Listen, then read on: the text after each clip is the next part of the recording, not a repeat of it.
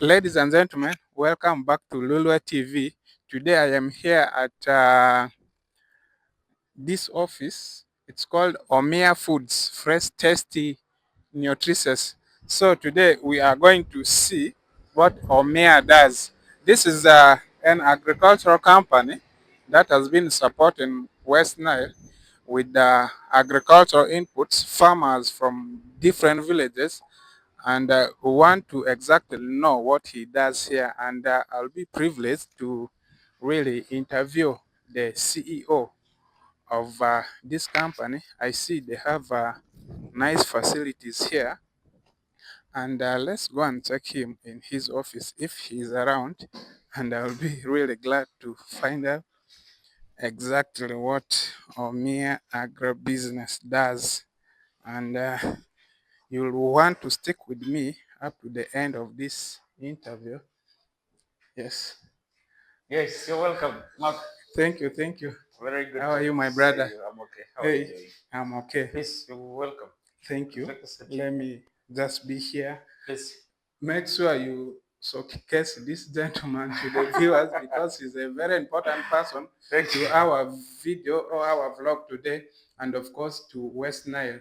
We have been hearing about Omia Agribusiness, but I know you as my OB from Mombasa and an award-winning person in agriculture.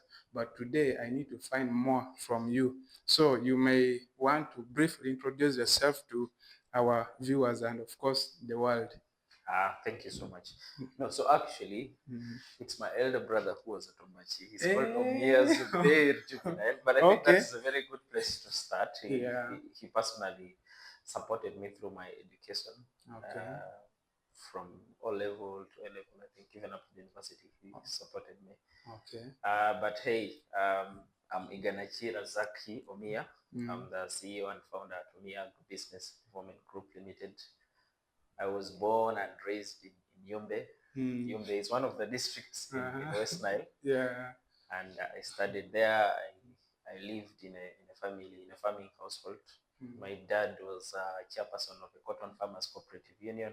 Okay. So I think firsthand I grew up really doing farming. Yeah, and I think as CEO of Omia Agribusiness, I've been doing that for the last 6 years. We started operations in July 2018. Okay. And yeah, we are now, I think, 6 years and about 6 months in operations. Yeah, actually, I saw something outside there. So be a banner saying 6 years anniversary, but it was actually snipping.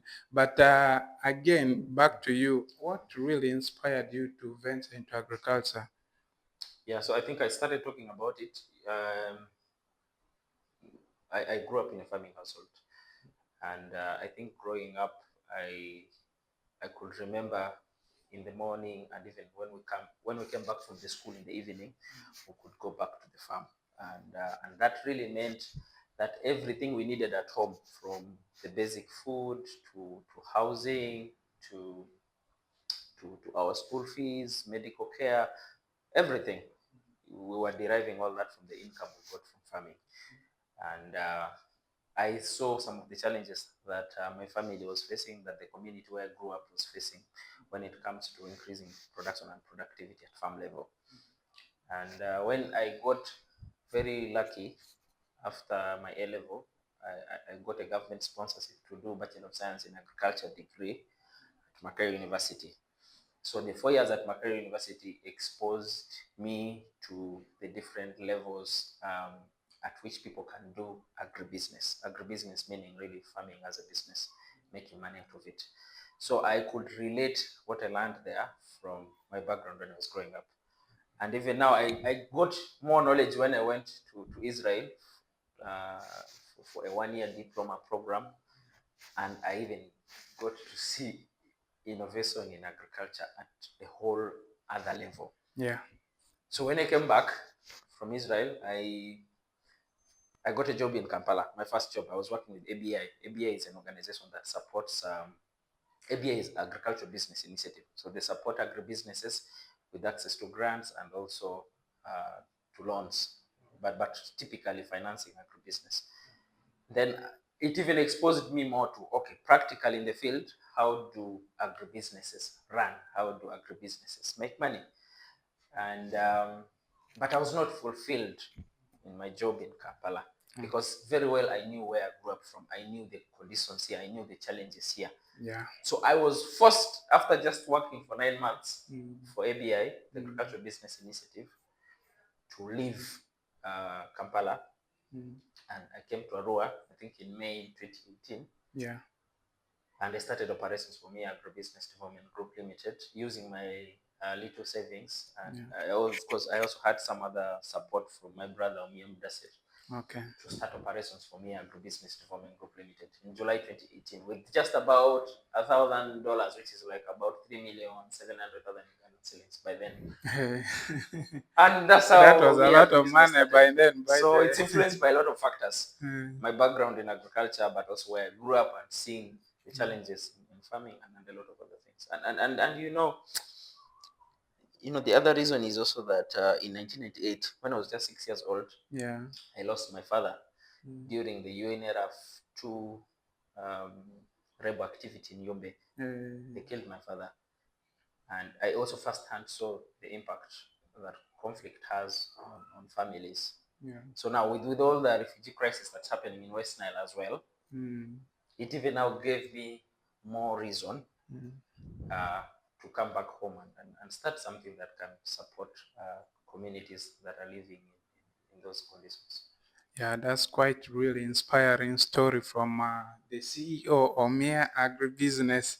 By then, I was going to ask you if this was a profession you studied from school, but you already answered that. Yeah, but still, anyway, okay, it just puts you at some level already. When you have now knowledge in agribusiness, it's easier. But also that shouldn't be a stumbling block for anyone who's out there who might want to actually engage in agribusiness. The thing is, it just means you need to now invest more time in the learning curve before you actually get outside there to design an innovation that can support people in agribusiness. So it's not just for people who have done agriculture. Even if you've not done agriculture, still you can engage in agribusiness because the value chain is quite wide. Value chain, I mean like the activities from when you open the land up to when the food reaches the fork. So there are a lot of places in between there where people can actually get involved in. When it comes to agribusiness. Okay. Yes. Yeah. So agriculture is really a wide topic. But then zeroing to Omia Agribusiness, what exactly does Omia Agribusiness do? So Omia Agribusiness Development Group Limited is a company that is focused on supporting farmers to succeed. And we do this mainly through three pathways. So the first pathway is ensuring that farmers have access to the best quality, affordable, and climate smart agricultural inputs. But this can be for crop production or animal production. So things like vegetable seeds, field crop seeds, fertilizers, agrochemicals, to veterinary drugs, to animal feeds, all that range of inputs, the resources a farmer needs to go into the production process, to make them available to the farmers. And farmers can access this through our retail outlets. We have about 13 of them. We have 9 for crop production inputs, and we have 4 for animal production inputs here in Arua, in Koboko, in Ajumani, Yumbe, Zombo, Gulu, Kiriadongo, and in Kampala. Yeah, that's quite But also, those are just the retail outlets, but we have a lot of farmers that cannot make it to the retail outlets. So what happens with those? We have a network of agents, about 165 of them in the village, where actually a farmer can just go and buy 1 kilo of maize without spending transport up to Arua. Come and buy 1 kilo of maize. And so those are the channels there, but that's the first approach we're using to support farmers to succeed. Secondly, we provide free agricultural extension services and training to the farmers, because if I sell to you seed, it's not like the way Mark have sold. If I had sold to you soap, if I've sold for you a bar of soap, you know how to use, you know how to wash your clothes, you know how much to use. But if I've sold to you fertilizer, it's different. I have to You need train to and understand. support you on how to apply it. Mm. So that knowledge we give you in agriculture, we call it agriculture extension services. Okay. So we provide free agriculture extension services to our farmers, beginning with, I think we can sit down, please. Yes. Yeah. So beginning with our sales agronomists, who are people with at least a certificate, with at least a diploma in agriculture, who support farmers to make the right decisions on what inputs work best for the enterprises. Then we have agriculture extension officers. These are people who go out to the field with motorcycles every day to support farmers on farm. So they visit the farm, they talk to the farmer, they check the crops, they do examinations, then it helps them identify the problem. After identifying the problem, they recommend a practical solution. And after recommending a practical solution, they do illustrate how the solution works. And after illustrating, then they do follow up after. Okay. And plus the agent network I mentioned, over the 165 agents in the villages, we also train them to train farmers during periods when our extension officers are not there. But you might have also noticed we use a lot of radio. So we go to radio, we do talk shows, we do awareness messages that we send, and we're even developing now an application and a USSD code that farmers can, you know, press star this, and then we know that this farmer needs support. Then we follow up. Or they can have an app and they can download materials that can support them with extension services. So that's the second block of Omia Agribusiness, which is extension services, which is training.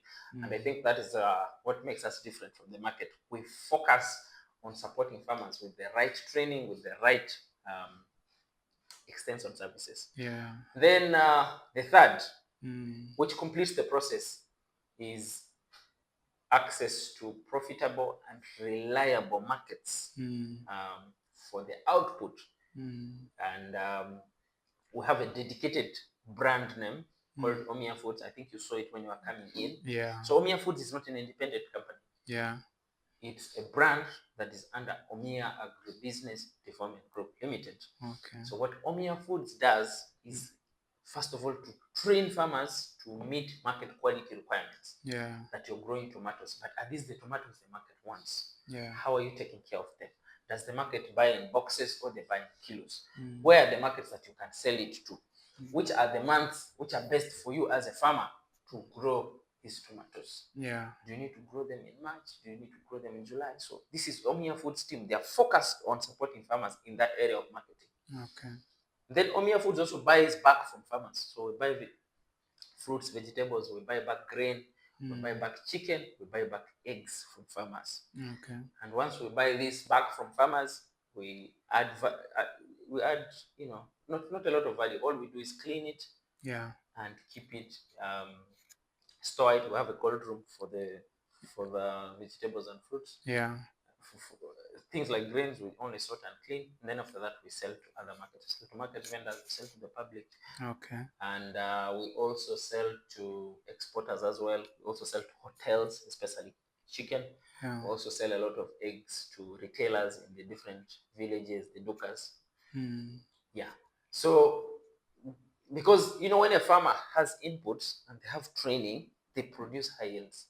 But the only way to convert those high yields to income is if they can access market. So those are the three things we do. You know, inputs, training, markets. Then it comes again. Inputs, training, markets. There's money to invest in agribusiness again. Inputs, training, markets. Okay, that's quite a big change. I know, and it's quite a big range of my head is about to burst, but I'm really being schooled here. 6 years into this business might really be quite a lot, and of course, you have become a motivational speaker now. Now you must have saved. You must have faced a lot of things, good, rough, and all those. What has been the journey like in terms of the rough times and the good times? Wow. Man, it's a lot of things. I think anyone knows this in Uganda. Starting a business it's not easy, and I think for anyone who, we're not trying to motivate you to go outside there and start the business and crash, right? Yeah. It's not easy, because I told you I resigned from my job Yeah. in Kampala with Yeah. ABI. Yes. And that was a very important job because it gave me the opportunity to understand the agribusiness landscape in Uganda. Yeah. So that knowledge for anyone who might want to start a business is very important. Yeah. And then after that, I had my little savings, and my brother topped up for me, which was about $1,000, which was like 3.7 million. Yeah. In Not other words, starting you with need the a motivation. so it might be different for different businesses. Yeah. If you're starting to make chapati, it might be different. If you Yeah. might want to start a shop, it might be different. Mm. Because that $1,000 helped us to pay rent for 3 months at 300,000 per month. That was 900,000. Yeah. We made a counter where farmers can come and stand, Mm. and that was around 700,000. You Yeah. see, the counter had a glass here, so we Yes. could display Yeah. products. Mm. Those products to display, Mm. we had to buy them. Yes. And I think we spent around 1 million or 1.2 Yeah. to stock products initially, and we bought 2 green chairs. I'm going to share with you a picture Yeah. of when we started that shop, Okay. and that's how we started. Mm. The next thing, normally, when you start a business, which should have been the first thing, is okay, who are you going to sell it to? Yes. So we did our market assessment. When we came to West Nile, we moved around and tried to see all the agro input dealers that were existing then. Yeah. And we noted their strong points. We noted where there were gaps. Weaknesses. Yeah. Yeah, the gaps were around supporting farmers with knowledge, Yes. supporting farmers with training. Mm. We also noted that most of the soaps, they had a lot of chemical leakages. They were smelling. They were darker. There were boxes everywhere, and most times the person who is in the soap didn't have enough knowledge to support farmers. Yes. So we build our value proposition, or how to differentiate ourselves based on these gaps that we observed with the existing businesses. And that is what any other business needs to do. Yes. So we made sure that the person who was sitting in our shop had knowledge. They were spending time to support farmers to make the right decisions. But we had to also go in the field. But did you have a motorcycle? No. Did you have fuel to go to the field? No. What did we do? So we started reaching out. Arua District Farmers Association was implementing a project here, and we reached out to them. They had a number of extension officers. I even requested one. I remember one of the days to go to their Monday morning meeting to introduce myself and tell the extension officers, I'm Razak. My company is new, called Omia Agribusiness. We're working to support farmers.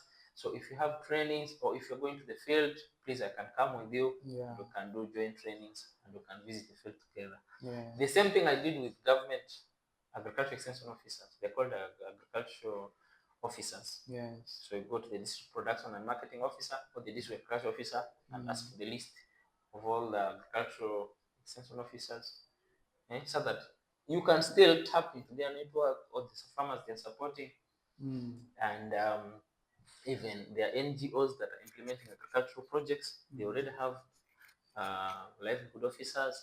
They already have motorcycles. So another key thing was making use of these resources that were already existing and relationships that we could build on to send the message out there.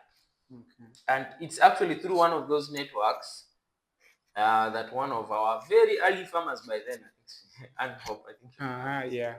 So Ann Hope introduced me to her friends. She's called Josephine Mundoro. Yes. So Josephine Mundoro by then was working with I know a clique of slave farmers. Yes. So by then Josephine Mundoro was working for Palladium. Yeah.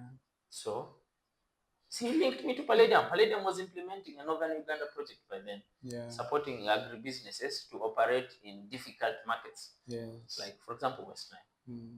So they gave us our first early support. That was, I think, around in 2019. And the support, they hired our first accountant, they hired our first extension officer, they hired for us a sales agronomist. They helped us to hire motorcycles from border borders, and we would fuel it to go and support and train farmers.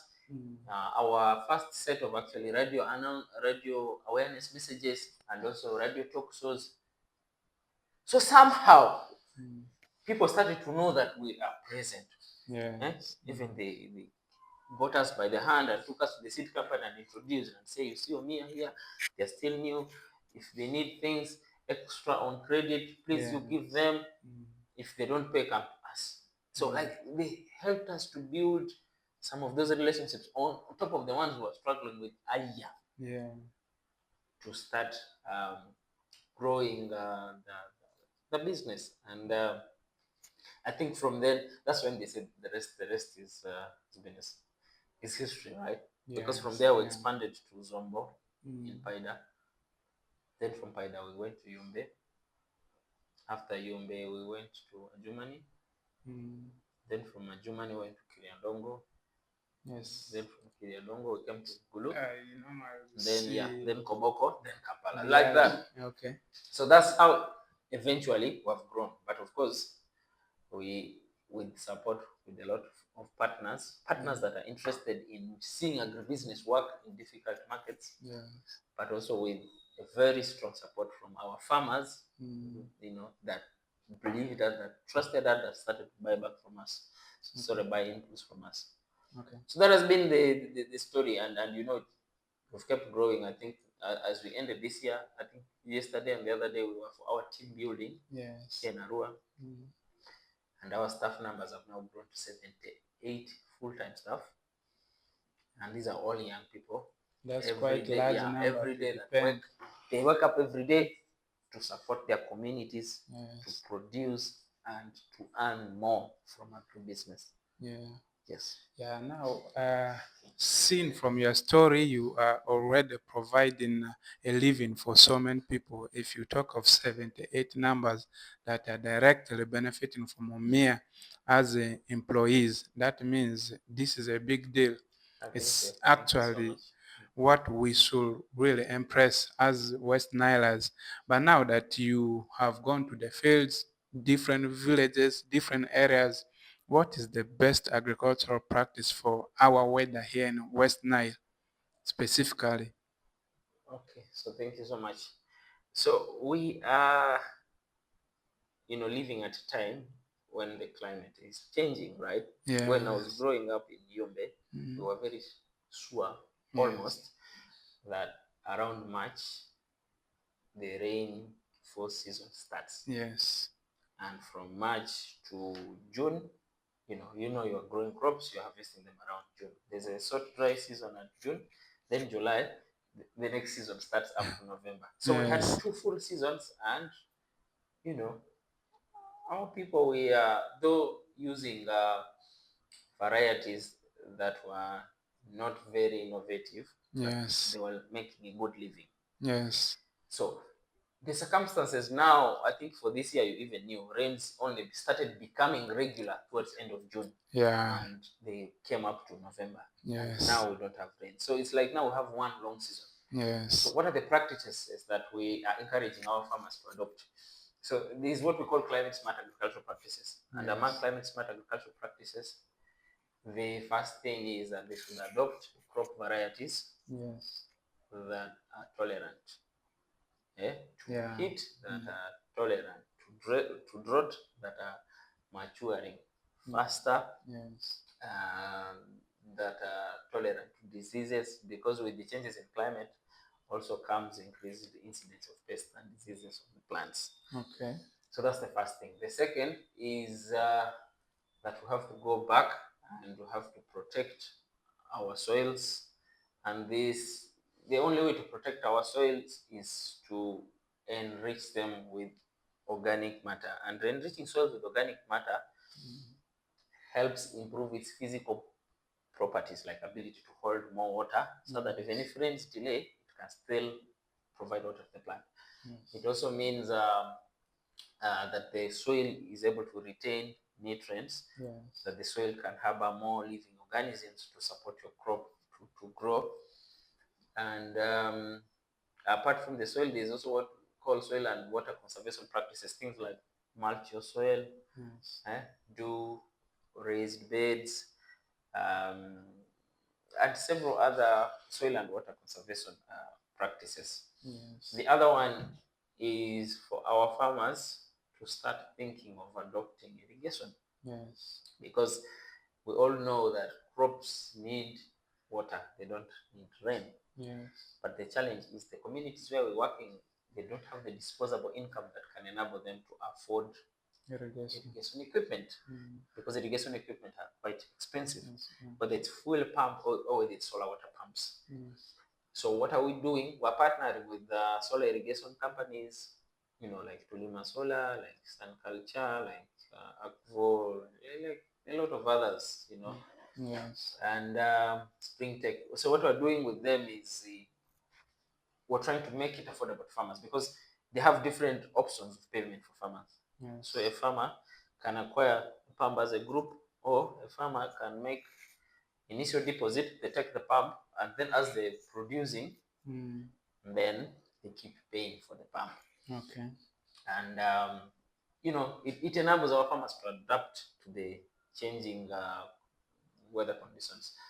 That means, really, any one of you out there, if you want to go into farming right now, it's important that you get land that has already a water source. Yeah, closer to because you're only now pumping that water. If there's no water source, that means you have to first make water source, which means digging a borehole. And we know borehole or a shallow well is also a bit expensive. Yeah.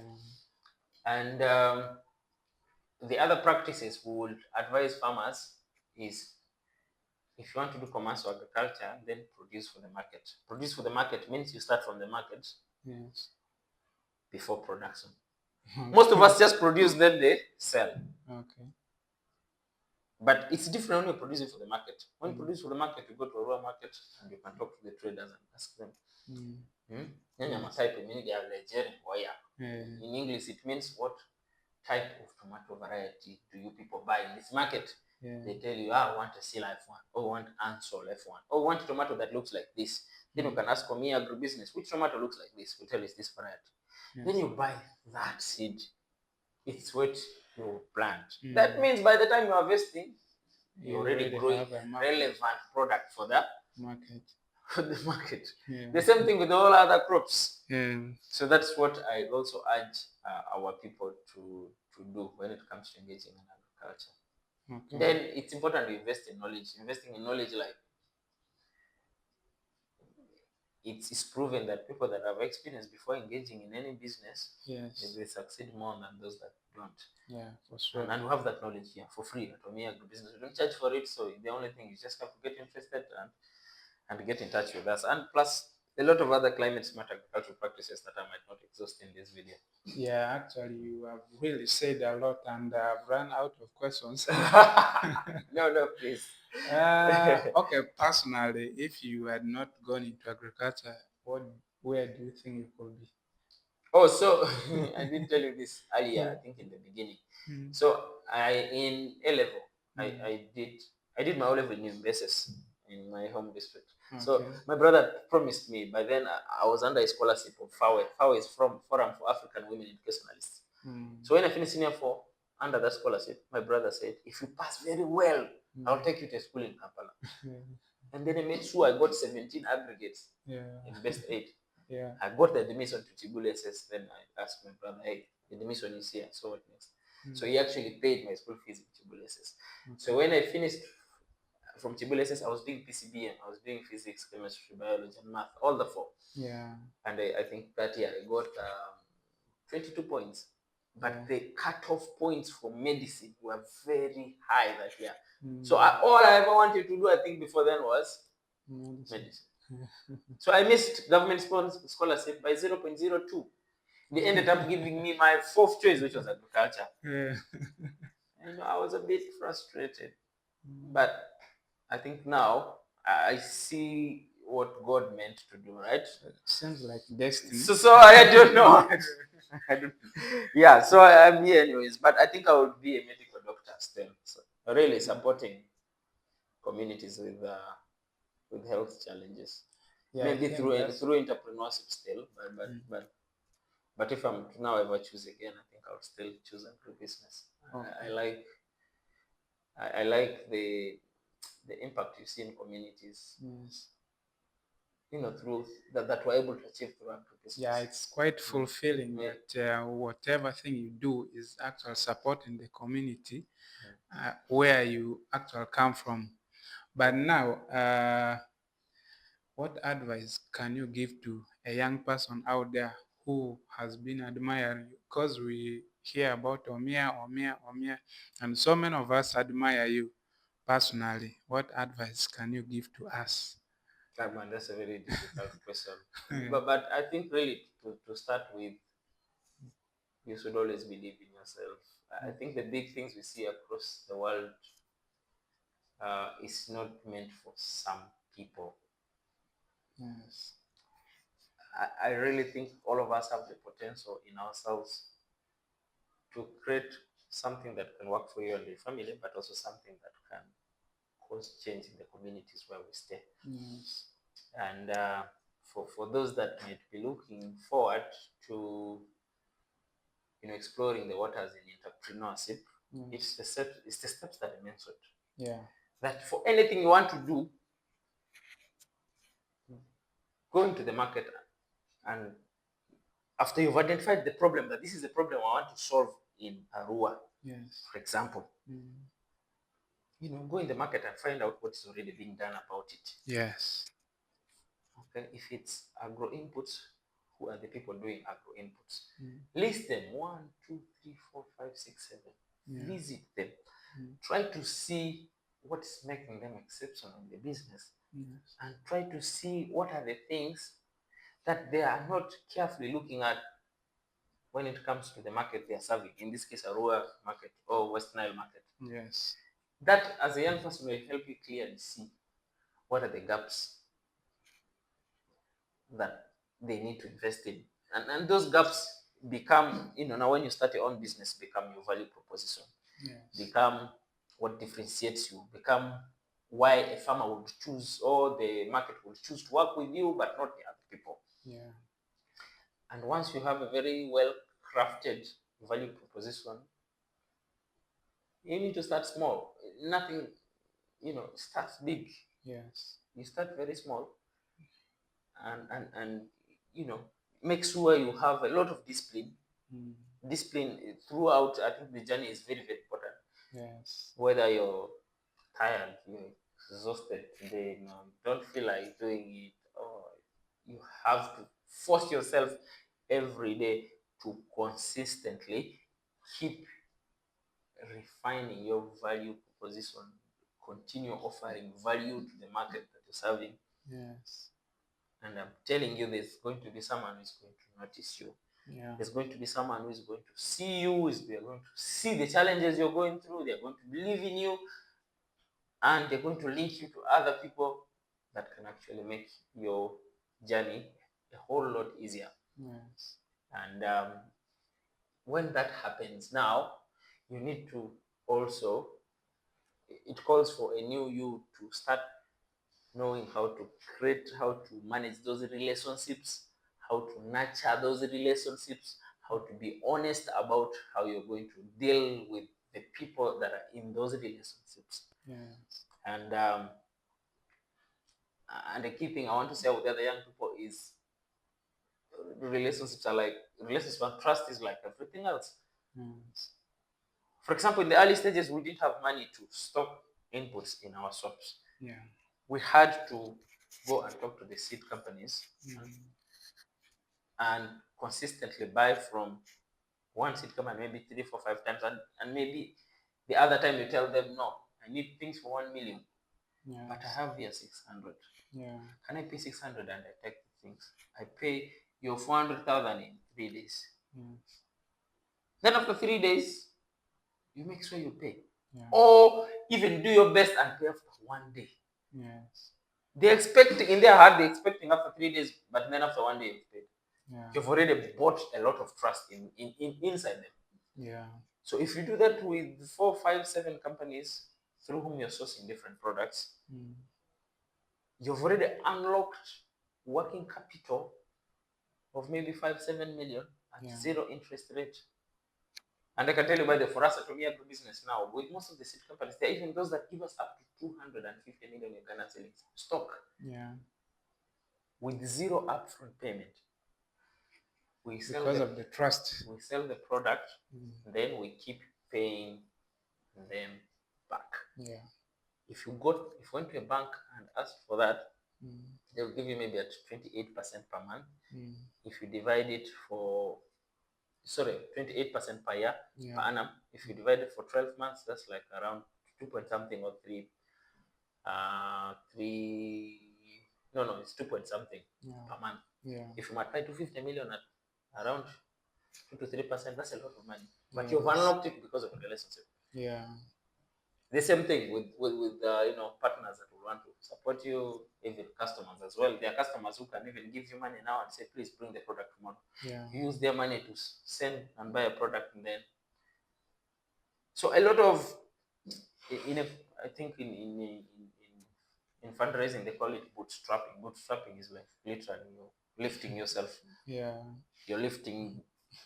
You're grabbing all the little things around you to keep going to the next level. And so I think we have unique potential in each of us, and if you are deliberate about it, if you're disciplined about it, if you know how to nurture and grow relationships as a young person, the opportunities, I think, the possibilities are endless for you as a young person. And the beautiful thing for you as a young person is you have the golden opportunity to still fail and try again. Fail and try again. For sure. I started Omia Agribusiness in 2018 when I was 27 years. Right? And 27, I was not yet married. It was just me. So I can come to Arua and start a business, and maybe it won't work. I can go back and look for a job, maybe, right? But I had made up my mind not to go back because I had already resigned from a good job. So it was either succeed or succeed. But that doesn't also mean, of course, if you're older, you can't start a new business. No. So there are no limits to these things. And you can't also know so much if you don't try out things, guys. You have to try to see that this actually works or doesn't work. But those are some of the few things that work for us. So that has been quite a lot of information pumped into us. I guess I might really be interested in venturing into agriculture. Please, you're welcome, Mark.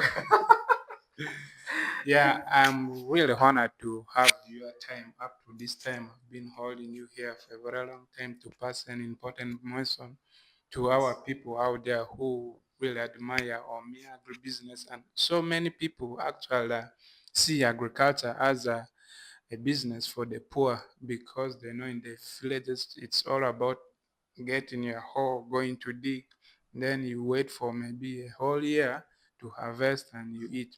But now that we have people who have the knowledge like you, I think it is really important for us to now invest in this, invest our time. If you don't have the money, you can invest your time into this. So it has really been a pleasure. And maybe lastly, last for sure, your last words to the viewers of Lulua TV. Oh man, Mark and Lulua TV team, I think you guys are doing incredible work, showcasing to the world what is happening in West Nile, what's happening in Uganda. I just wanted to say thank you for the incredible work you're doing. I also want to tell the viewers, you should keep watching, Lulua TV, to keep learning about what's happening in West Nile, about different personalities as well. And guys, let's keep winning, keep trying. If it fails, you rest and you come again. You don't give up. You go back and rest, but you try again and again. Because if I've come to you and asked for a job, you tell me no, but you give a reason. It's no because of those reasons. I go back and work on them and come again. Now they're here. Okay, you give like that. So it's the same thing with knocking on different doors of opportunities. Okay. Thank you so much for your time. Thank you. Appreciate so much. Thank you so much, Mark. Please, and have an incredible day. And thanks for passing by. Okay. You know, the farmers first team here. That's how we call ourselves. Hey, Yes. Yeah. Yeah, I'm actually a slave farmer by the way. Yeah, Though we not will so need active, to. but I think for me it is this way that I can pass the information from the pioneers or people with expertise to the community. I guess that is how I can do my farming. Please, Yeah. you know, one of the I told you about the value chain, so sort of Yes. activities that are happening in before, okay, from opening land until Yeah. fork, and one of the key enablers of that is media, and Yes. media can be consumed by people in different ways, and this is one of them. Yeah. And thank you so much for getting the good news out there to more people, that they can actually do big things through agribusiness, because it's not just farming, like as you said, going with the hope. Yeah. You can be the one buying from those farmers. You can be the one cleaning, adding value. You can be setting a factory. You can be transporting farming things. You can be doing, media. You can be distributing finished products. There are so many things along the value chain. Yeah. You just have to choose where in the value chain you want to focus and concentrate there. But anyway, thank you so much, Mark. Please have an incredible day. It's all right. Please. Nice time. Okay, please. Nice time.